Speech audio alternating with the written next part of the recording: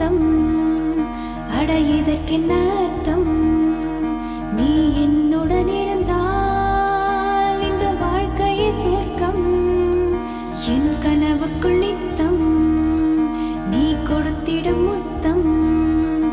என் உயிருக்குள் இறங்கி தினம் நடத்தது யுத்தம்.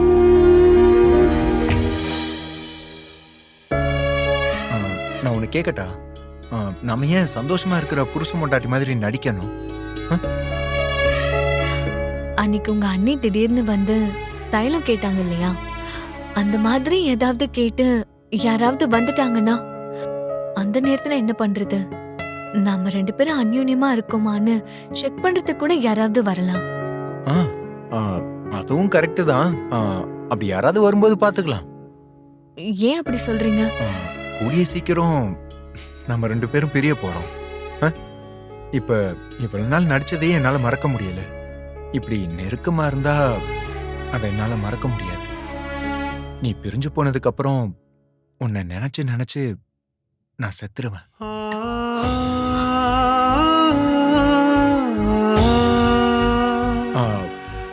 சரி, நீ எதுக்கு ஃபீல் பண்ற? யாராவது வந்துருவாங்களோன்னு தோணுது, அவ்வளவுதானே? சரி, நீ படுத்துக்கோ.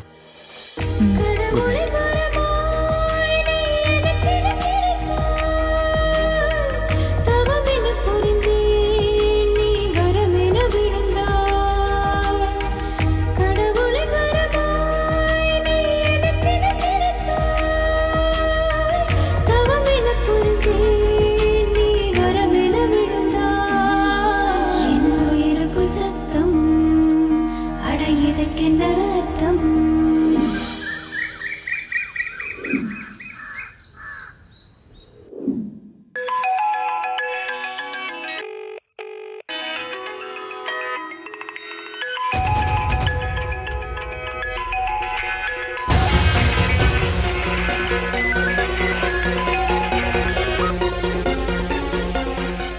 நம்ம ஹாஸ்பிட்டல்ல பார்த்த பொண்ணு ஃபோன் பண்றா. என்னவா இருக்கும்?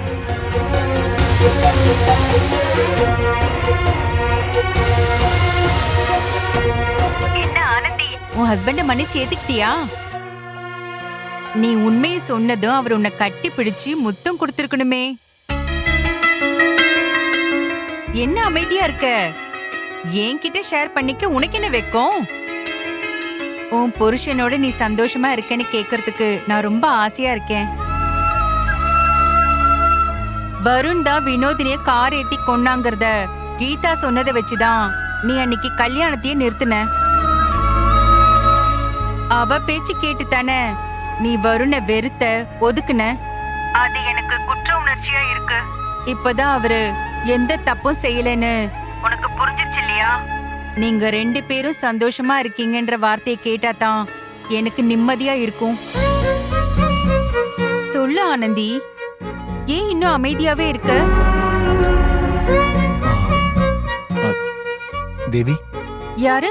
நீ சொன்ன எல்லாத்தையும் கேட்டுக்கிட்டு இருந்தது ஆனந்தி இல்ல, வரும்.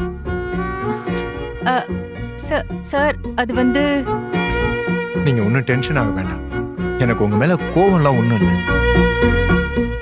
அப்புறம் இன்னொரு விஷயம், ஆனந்திக்கு உண்மையை தெரிய வச்சதுக்கே ரொம்ப ரொம்ப தேங்க்ஸ். நான் ஆனந்தியை எவ்வளவு லவ் பண்றேன், அவ கூட எப்படியெல்லாம் வாழ ஆசைப்படுறேன்னு எனக்கு மட்டும்தான் தெரியும். எப்படியாவது அவளுக்கு உண்மை என்னைக்காவது தெரிஞ்சிடாதா? என்னைக்காவது அவ மனசு மாறிட மாட்டாளான்னு தவிச்சுக்கிட்டு இருக்கேன். அந்த தவிப்ப கடவுள் உன் மூலமா போக்கியிருக்காரு. அன்னைக்கு உங்களை ஹாஸ்பிட்டல்ல பார்த்ததுக்கு அப்புறம் தான் சார் எனக்கு ஒவ்வொரு உண்மையா தெரிய வந்தது. நாம செய்யற ஒவ்வொரு ஆக்டிவிட்டிஸ் பத்தி நம்ம கவலைப்படுறதே இல்ல. நல்லதுக்கு பின்னாடி நல்லதும் கெட்டதுக்கு பின்னாடி கெட்டதும் நிச்சயமா இருக்கும். நான் தெரியாம செஞ்ச ஏதோ ஒரு தப்பு தான் எனக்கும் ஆனந்திக்கும் நடுவுல இப்படி ஒரு பிரச்சனையை ஏற்படுத்தியிருக்கு. நான் செஞ்ச நல்லதுதான் அவளை எனக்கு ஒய்ஃப் ஆக்கியிருக்கு. இன்னைக்கு அவளுக்கு உண்மையை தெரிய வச்சிருக்கேன். உங்களோட பெருந்தன்மை சார் உங்களை இப்படி பேச வைக்குது. அது மட்டும் இல்ல, ஒரு பொருள் ஈஸியா நமக்கு கிடைக்கிறத விட கஷ்டப்பட்டு கிடைக்கும் போதுதான் அதோட உண்மையான பலன் நமக்கு தெரியும். ஆமா சார், அதுதான் உண்மை. என்னடா ஆனந்தி நம்ம மேல கோவப்படாம இருக்காளேன்னு எனக்கு ஆச்சரியமா இருந்தது. அப்போ அவ இன்னும் உங்ககிட்ட சாரி கேக்கலையா சார்? இன்னும் இல்ல. உங்களை பண்ணின டார்ச்சர் தான் அவ மனச ரொம்ப பாதிச்சிருக்கு சார். ம். அதான் எப்படி மன்னிப்பு கேக்குறதுன்னு தெரியாம தடுமாறான்னு நினைக்கிறேன். மேபி இருக்கலாம். ஒரு நேரத்துல அவ உங்களை ரொம்ப விரும்பினா சார். உங்களோட சந்தோஷமா வாழணும்னு ஆசைப்பட்டா. அத கீதா தான் கெடுத்தா. ஆனந்தி உங்ககிட்ட தப்பா நடந்துகிட்ட எல்லாத்தையும் மறந்து அவளை மன்னிச்சு நீங்க ஏத்துக்கணும் சார். கண்டிப்பா. நீங்க 2 பேரும் சந்தோஷமா வாழணும் சார். அதுதான் எனக்கும் சந்தோஷம். அவ என்கிட்ட கோவப்படும் போது கூட நான் அவளை வெறுத்து ஒதுக்குனதே இல்லை. இன்னைக்கு என்ன விரும்புறான்னு தெரிஞ்சதுக்கு அப்புறம் நான் எப்படி அவளை வெறுப்பேன் சொல்லுங்க. ரொம்ப சந்தோஷம் சார். தேவி, எனக்கு இன்னொரு ஹெல்ப் பண்ணணுமே. சொல்லுங்க சார். நாம இப்ப பேசிக்கிட்டது, எனக்கு உண்மை தெரிஞ்சது, எதையும் நீங்க ஆனந்திக்கிட்ட சொல்ல வேண்டாம். ஏன் சார்? ஏன்னா சும்மா ஒரு ஊடல் தான். அவ மனசு மாறினதை என்கிட்ட கூட சொல்லாம அவ பிரியமா நடந்துக்கிறது, அது எனக்கு ரொம்ப பிடிச்சிருக்கு. ஒரு இன்ட்ரெஸ்டிங்கா இருக்கு. அட்லீஸ்ட் ஒரு 1 வீக்காவது இப்படி நடந்துக்கணும்னு நான் நினைக்கிறேன். அதனாலதான் இப்போ நம்ம 2 பேரும் பேசிக்கிட்டதை அவகிட்ட சொல்லிடாதீங்க. Okay sir. சரி.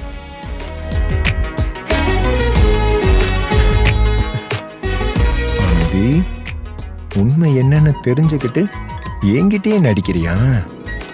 இனிமே என் நடிப்பு எப்படி இருக்குன்னு பாரு.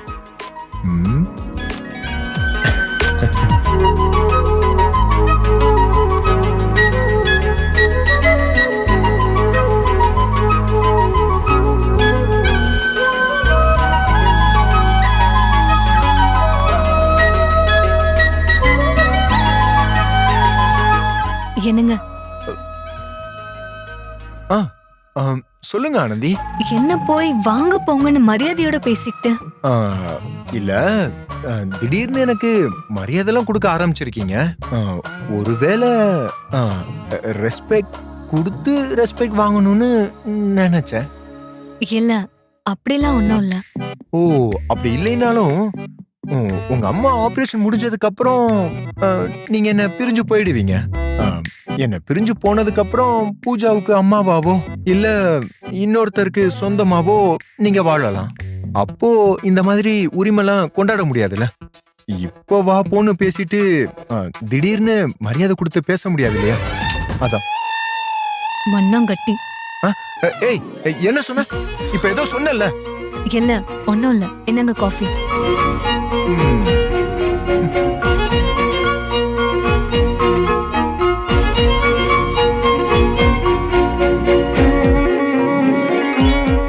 என்ன காஃபில சக்கரை இல்லையா? இங்க தாங்க, நான் குடிச்சு பாக்குறேன்.